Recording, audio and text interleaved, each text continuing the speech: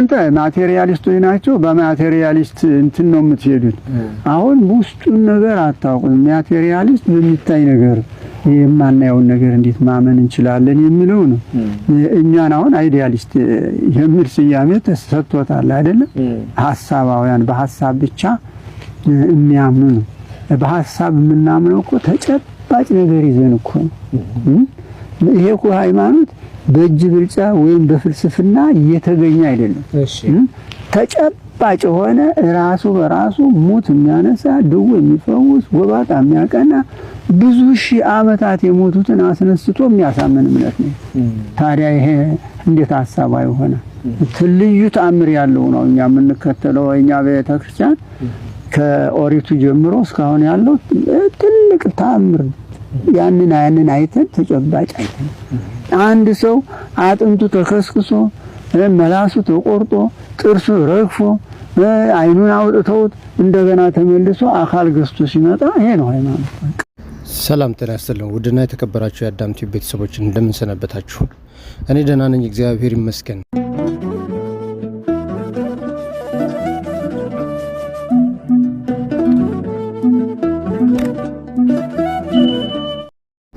እጅግ የተከበራችሁና የተወደዳችሁ የአዳም ቲዩብ ቤተሰቦች በዛሬው ዕለት ከአእምሮ በላይ የሆነ የእግዚአብሔርን አሰራር እነግራችኋለሁ ከእግዚአብሔር ጋር መኖር እንዴት መልካም እንደሆነ እንዴት የማያሰለች እንደሆነ የዚህ ዓለም ውጣ ውረድ አድካሚ ህይወትና አሰልቺ ህይወት ከእግዚአብሔር ጋር መኖር ከጀመሩ ግን እንዴት እንደሚያስደስት አሳያችኋለሁ ለዚህም ዋቢ ተጠቃሽ አንድ መነኩሴ ናቸው በጥሞና ታሪኩን አዳምጡት ትጠቀሙበታላችሁ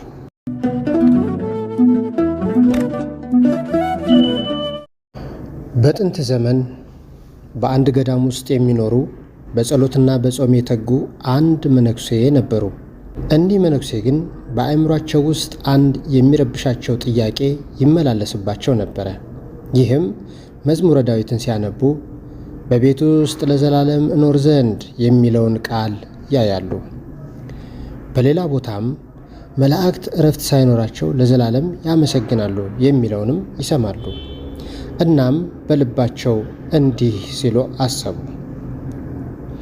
ሰው እንዴት ሳይሰለቸው ሳይደክመውና ምንም ነገር ሳይሰራ ለዘላለም እግዚአብሔርን እያመሰገነ ይኖራል ብለው ውስጣዊ ጥያቄ ህሊናቸው ይጠይቃቸዋል እኛ እንኳን እዚህ በምድር ለጥቂት ሰዓታት በቤተ ክርስቲያን ስንቆም ይደክመናል ይርበናል ይሰለቸናል ታዲያ ያን ያህል ዘመን እንዴት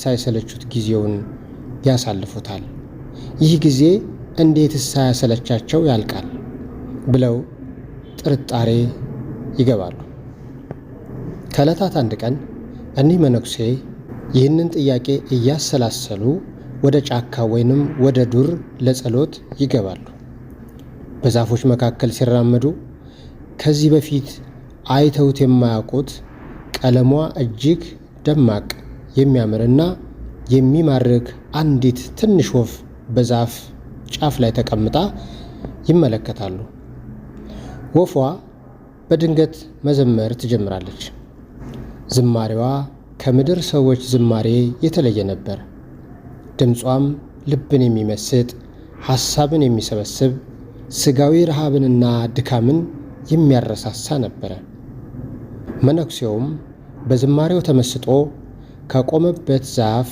ስር ድንጋይ ተንተርሶ ማዳመጥ ጀመረ ዝማሬው በጣም ስለጣፈጠው ጊዜው መሄዱንም ጭምር አላወቀም ነበር ወፏ ዝማሬዋን ጨርሳ ስትበር መነኩሴው ወይ እንዴት የሚያምር ድምጽ ነው እንዴት የሚያምር ዜማ ነው በማለት ጥያቄ ይጠይቃል ጥቂት ደቂቃ እንኳን ባዳመጣት እንዴት ደስ ይለኝ ነበር ብሎ በመንፈስ እርካታ ተሞልቶ ወደ ገዳሙ ተመለሰ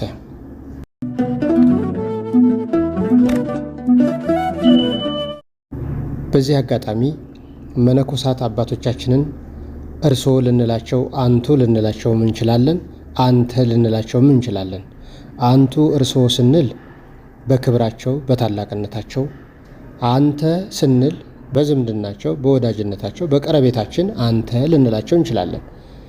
ለምሳሌ ጻድቁ አቡነ ተክለ ሃይማኖት እርዱኝ ብንል አቡነ ጻድቁ ተክለ ሃይማኖት እርዳኝ ብንለው ሁለቱም ይሆናል በቤተ ክርስቲያን ስርዓት። ስለዚህ አንተም አንቱ እርሶ እያልኩ ማነበውም ከዚሁ አንጻር መሆኑን እንድትረዱት ብዬ ነው። ወደ ቀደመ ነገራችን እንመለስና ወፏ ዝማሬዋን ጨርሳ ስትበር መነኩሴው ወይ እንዴት የሚያምር ዝማሬ ነው፣ ጥቂት ደቂቃ እንኳን ባዳምጣት እንዴት ደስ ሲለኝ ነበረ ብለው በመንፈስ እርካታ ተሞልቶ ወደ ገዳማቸው ተመለሱ። ነገር ግን ወደ ገዳማቸው ሲደርሱ ያዩት ነገር ሁሉ ግራ አጋባቸው። የገዳሙ አጥር ተቀይሯል። በበሩ ላይ የቆመው ጠባቂ አዲስ ነው። በውስጥ የሚተላለፉት መነኮሳት ሁሉ ለእርሱ እንግዳ ሆኑበት። እሳቸውን የሚያውቃቸውም ሰው ጠፋ። ጠባቂው አስቆማቸውና አባት ሆይ ከየት መጡ? እዚህ ምን ይፈልጋሉ? አለው። መነኩሴውም ደነገጠና እንዴ እኔ እኮ የዚህ ገዳም መነኩሴ ነኝ። አሁን እኮ ነው ለጸሎት ወጣ ያልኩት። አበምኔቱ ወይንም አለቃው የታሉ? ብሎ የገዳሙን አለቃ ስም መነኩሴው ጠሩ። ጠባቂውም ሳቀ። አባት ሆይ እርሱ እኮ ከዚህ ዓለም በሞት ከተለየ 300 ዓመት አልፎታል አላቸው።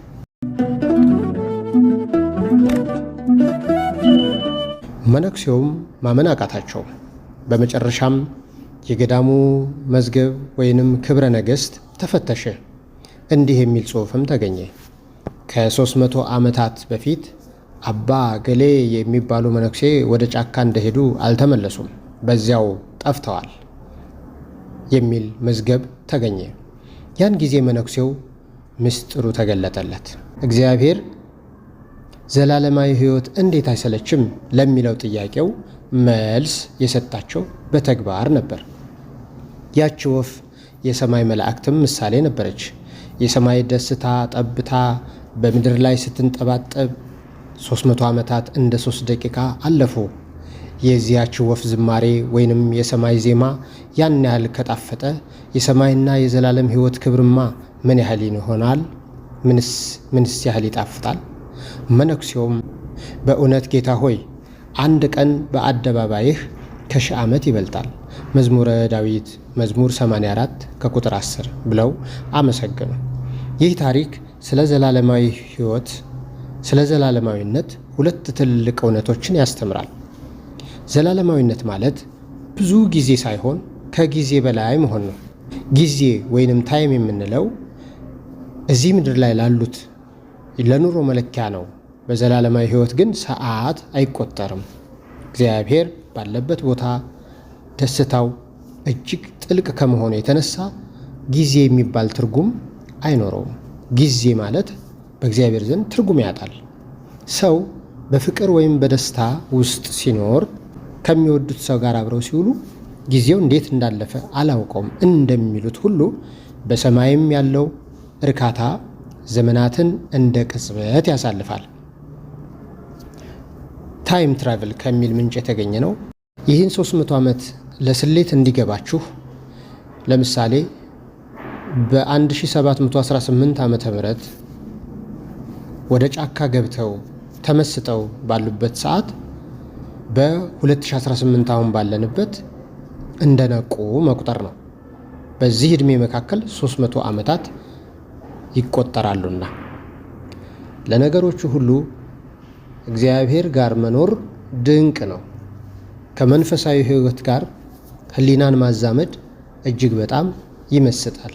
የመላእክት ዝማሬ፣ የመላእክት ምስጋና፣ ምስጋናቸው ሕይወታቸው፣ ሕይወታቸው ምስጋናቸው፣ ምስጋናቸው ምግባቸው፣ ምግባቸው ምስጋናቸው የሆኑ መላእክት ዘወትር ሳይሰለቹ የሥላሴን መንበር የሚያመሰግኑ፣ የሚሰግዱ፣ የሚያጥኑ ካህናተ ሰማይ በዚህ መልኩ በተመስጦ ነው። እኛ ግን 2 ሰዓት ቆመን ለማስቀደስ እንዴት እንደምንረበሽ፣ እንዴት እንደምንደክም፣ ወገባችን እንዴት እንደሚንቀጠቀጥና እንዴት እንደምንዝል እናውቀዋለን። ስለዚህ በፍጹም መንፈሳዊነት ከእግዚአብሔር ጋር መኖር ይህን ያክል አስደሳች ነው። ላይክ፣ ሼር፣ ሰብስክራይብ እያደረጋችሁ አዳዲስ ነገሮችን ይዤ እንድመጣ የደወል ምልክቷን ተጫኑ። መልካም ጊዜ ይሁንልን። እግዚአብሔር ከሁላችን ጋር ይሁን። ነገ ጥር 8 ቆይ እንዳታሳልፈው። ነገ ጥር 8 ጾመ ገሃድ ወይም ደግሞ የገሃድ ጾም ነው። አዎ የጥምቀት የገሃድ ጾም ነው። ዋዜማው እሁድ አይደለ? ለምን አርብ እንጾማለን ልትሉ ትችላላችሁ። ነገር ግን የቤተ ክርስቲያናችን የሥርዓት መጽሐፍ ፍትሐ ነገሥት በአንቀጽ 15 አንቀጸ ጾም ላይ እንደዚህ ብሏል። የጌታችን የልደት በዓል ገና እና የጌታችን የጥምቀት በዓል ኤጲፋንያ ሁለቱም የገሃድ ጾም አላቸው ይላል። የገናን ገሃድ በተመለከተ ከአንድም 2-3 ቪዲዮ ሰርቻለሁ። ወደ ኋላ መለስ ብላችሁ ማየት ትችላላችሁ። ዛሬ ግን ስለ ጥምቀት ገሃድ እንነጋገራለን። ይሄ ቪዲዮ ያለችው ቀን አንዲት ቀን አጭር ቀን ናትና ጠቃሚ ቪዲዮ ስለሆነ አድራ ለሁሉም ሰው እንዲዳረስ በደንብ አድርጋችሁ ኮፒ ሊንክ እያደረጋችሁ ቪዲዮን እስከ መጨረሻ ተከታተሉት። እሺ አጿጿሙ እንዴት እንደሆነ ልንገራችሁ፣ በደንብ ተከታተሉኝ። ጥምቀት ከማክሰኞ እስከ ቅዳሜ ቀን ድረስ ከዋለ፣ አዎ ጥምቀት ከማክሰኞ እስከ ቅዳሜ ቀን ከዋለ ማለትም ጥር 11 ቀን የምትውለው ከማክሰኞ እስከ ቅዳሜ ቀን ባሉት ቀኖች ውስጥ ከሆነ በዋዜማው ማለትም ጥር 10 ቀን እስከ ይሰርቅ ኮከብ ወይም ደግሞ ኮከብ እስከሚወጣ ድረስ እስከ ምሽቱ 1 ሰዓት ድረስ አባቶቻችን 13 ሰዓት ድረስ ይሉታል። እስከ ምሽቱ 1 ሰዓት ድረስ ጾሙ ተብሎ በፍትሐ ነገሥት ታዝዘናል። መቼም ግልጽ ነው ብዬ ነው። ማክሰኞ ቀን 11 ከሆነ ሰኞ ቀን እስከ ምሽቱ 1 ሰዓት ድረስ የዋዜማው ይጾማል ማለት ነው። ቅዳሜ ቀን ከሆነ ደግሞ ጥር 11 የሚሆነው አርብ ቀን እስከ ምሽቱ 1 ሰዓት ድረስ ይጾማል ማለት ነው። እሺ በዓለ ጥምቀቱ እሁድ ቀን ቢውል ወይም ደግሞ በዓለ ጥምቀቱ ሰኞ ቀን ቢውል ማለትም ጥር 11 ቀን እሁድ ቀን ወይም ደግሞ ሰኞ ቀን ቢሆን የእሁድ ዋዜማ ቅዳሜ ስለሆነ ቅዳሜ ስለማይጾም ሰንበት ስለሆነ አርብ ቀን ቀድመን እንጾመዋለን ማለት ነው። የሰኞ ቀንም ደግሞ ዋዜማ እሁድ ስለሆነ ቀድመን አርብን ቀን እስከ ምሽቱ 1 ሰዓት ድረስ እንድንጾም በፍትሐ ነገሥት አባቶቻችን አዝዘውናል። ይሄ ማለት ግን ሁላችሁም ማሰብና ማወቅ ያለባችሁን አንድ ትልቅ ነገር ልንገራችሁ። ቅዳሜና እሁድ ሰንበት ስለሆነ ስለማይጾም ነው እንጂ አርብ ቀን ቀድመን የጾም ነው። ቅዳሜና እሁድ ግን የፍስክ ምግብ ሥጋ ይበላል ማለት አይደለም። አዎ ቅዳሜና እሁድን አንውልበትም አንጾመውም ነው እንጂ የፍስክ ምግብ ይበላበታል ማለት አይደለም። አይበላበትም። የፍስክ ምግብ የምንቀምሰው ጥር 11 ቀን ነው ማለት ነው። እሺ ለምሳሌ የዚህ ዓመት ጥምቀት ጥር 11 ቀን መቼ ቀን ነው የሚሆነው? ሰኞ ቀን ነው የሚሆን አይደለ? ጥር 11 ዋዜማው ደግሞ መቼ ነው? ጥር 10 ማለት እሁድ ቀን ነው።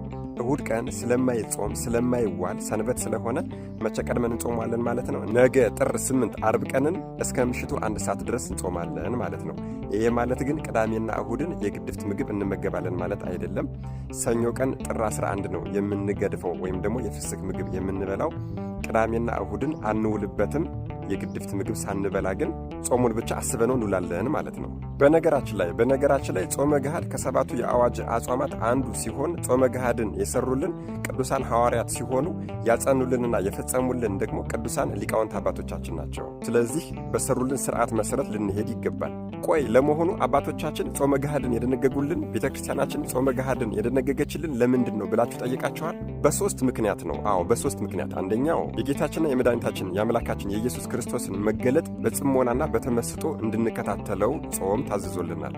ምክንያቱም በመብላትና በመጠጣት በደስታ በፌሽታ ውስጥ ጽሞና ስለማይኖር ማለት ነው። ሁለተኛ በዓል አከባበራችን እንደ አሕዛባውያን በመብላትና በመጠጣት በመደሰት ብቻ እንዳይሆን ስጋችንን በጾም እንድንቀጣት ጾመ ገሃድ ታዝዞልናል። ሦስተኛውና ዋናው ምክንያት ደግሞ ልደትና ጥምቀት ዓርብና እሮብ በሚውሉ ጊዜ ምግብ በጠዋት በነግህ መቀመስ ስላለበት የዓርብና የእሮብ ቅያሪ ወይም ደግሞ ተውላጥ እንዲሆን ተብሎ ነው ጾመ ገሃድ የታወጀልን ማለት ነው። እሺ በመጨረሻም አንድ ጥያቄ ልጠይቅና ሐሳቤን ላስቀምጥ። ለመሆኑ የጥምቀትን በዓል እንዴት ልታከብሩት አስባችኋል? አዎ እስኪ ራሳችሁን ጠይቁ። ጥምቀት ወይም ደግሞ ኤጲፋንያ ማለት እኮ የዕዳ ደብዳቤያችንን ተቀድዶ ልጅነታችን የተመለሰበት ቀን ትልቅ ቀን እንደሆነ አላወቃችሁም እንዴ? ታዲያ በዚህ ልጅነታችንን በምናገኝበት ታላቅ ቀን በአምልኮና በመንፈሳዊነት ሰበብ እደግመዋለሁ፣ በአምልኮና በመንፈሳዊነት ሰበብ በዘፈንና በመጠጥ እንዲሁም ደግሞ በጭፈራ መደሰቱ ጥሩ ነው። የጌታችን ትልቅ በዓል ልጅነትን ያገኘንበት ቀን ስለሆነ መደሰቱ ጥሩ ሆኖ እያለ ነገር ግን ባፈነገጠ መልኩ ከሥርዓተ ቤተ ክርስቲያን ባፈነገጠ መልኩ በዘፈን በመጠጥ በጭፈራ በዝላይ የጌታችንና የአምላካችን የመድኃኔዓለም የኢየሱስ ክርስቶስን የማዳን ሥራ ከማዘከር ይልቅ ራስን መዝሙር በሚመስል ዘፈን እደግመዋለሁ፣ መዝሙር በሚመስል ዘፈን በመቃኘት በየመሃልም ደስ ሲለን ፖለቲካንም ዘርንም ጣል እያደረግን ለልብስ ፋሽን በመጨነቅና እኔ ከማን አንሳለሁ በማለት ልጅነታችን በተመለሰበት ቀን ልጅነታችንን ልናጣ አስበናል ወይስ እንዴት አድርገን ልናከብረው ነው ዋናው ጥያቄ። ወገኖቼ በዓላት በሚዲያ ታዩ፣ ተመዘገቡ፣ ዩኔስኮ መዘገባቸው አለመዘገባቸው ለእኛ የሚጠቅመን ነገር ያለ ይመስላችኋል እንዴ? ስኬታችን ሊሆን የሚገባው እኮ ሁሉም ሕዝበ ክርስቲያን ለመንግሥተ ሰማያት ሰማያት መብቃቱ ነው እንጂ በዓል አከባበራችን ዝነኛ መሆኑ አይደለም። አዎ ልብ እናድርግ። የእኛ ጉዳይ እኮ መለኮታዊ እንጂ ፖለቲካዊ አይደለም። አዎ የእኛ ጉዳይ እኮ መንፈሳዊ እንጂ ዓለማዊ አይደለም። የእኛ ጉዳይ እኮ ዘለዓለማዊ እንጂ ጊዜያዊ አይደለም። ዛሬ እኮ ለታቦተ እግዚአብሔር ክብርን የማይሰጥ ከታቦተ እግዚአብሔር ጋር እየተጋፋ እኩል የሚሄድ ወጣት ነው እንዳለ በሀገሪቱ ላይ የሞላው። ነገ ደግሞ የእኛ ልጆች ምን ሊያደርጉ እንደሚችሉ አስበነዋል? ነገ ታቦቱን እንሸከም የሚሉ ወጣቶች እንደሚመጡ ምንም ጥርጥር የለው። ይሄ ማለት ግን ወጣቶች የሚሰሩት የቅድመ ዝግጅት ሥራ፣ ለምሳሌ መንገዶችን ማጸዳዳትና ማስዋብ፣ ምንጣፍን ማነጠፍ፣ ቄጠማ መጎዝጎዝ፣ እነዚህ ሁሉ ጥሩ ሆነው እያለ ነገር ግን በአባቶቻችን ሥርዓትና ትእዛዝ ሊሆን ይገባል ነው። እስኪ ይህን ቪዲዮ እስከ መጨረሻ መከታተላችሁን እንዳረጋግጥ እዚሽ ላይ አንድ ነገር ብቻ አላዝዛችሁ። ታዲያ ከትሕትና ጋር በይቅርታ ነው ማዘዛችሁ። እንደዚህ ብላችሁ ኮሜንት ላይ ጻፉ። ስኬታችን ሁሉም ሕዝበ ክርስቲያን ለመንግሥተ ሰማያት መብቃቱ እንጂ በዓላችን ዝነኛ መሆኑ አይደለም እያላችሁ ጻፉ። ይሄ ቪዲዮ ወቅቱን ያማከለ ጠቃሚ ቪዲዮ ነው። ወጣቱን ይጠቅማል ብላችሁ ካሰባችሁ የምትችሉትን ያክል በደንብ አድርጋችሁ ኮፒ ሊንክ አድርጉልኝ። የማትችሉ ደግሞ ቢያንስ 11 ጊዜ ኮፒ ሊንክ አድርጉት። ሪፖስት ማድረግ ላይክ ማድረግም እንዳይረሳ። መልካም የጥምቀት በዓል ይሁንልን። መድኃኔዓለም ኢየሱስ ክርስቶስ አስተዋይ ልቦናና ሰሚ ጆሮን ይስጠን። አሜን። ይቆያል።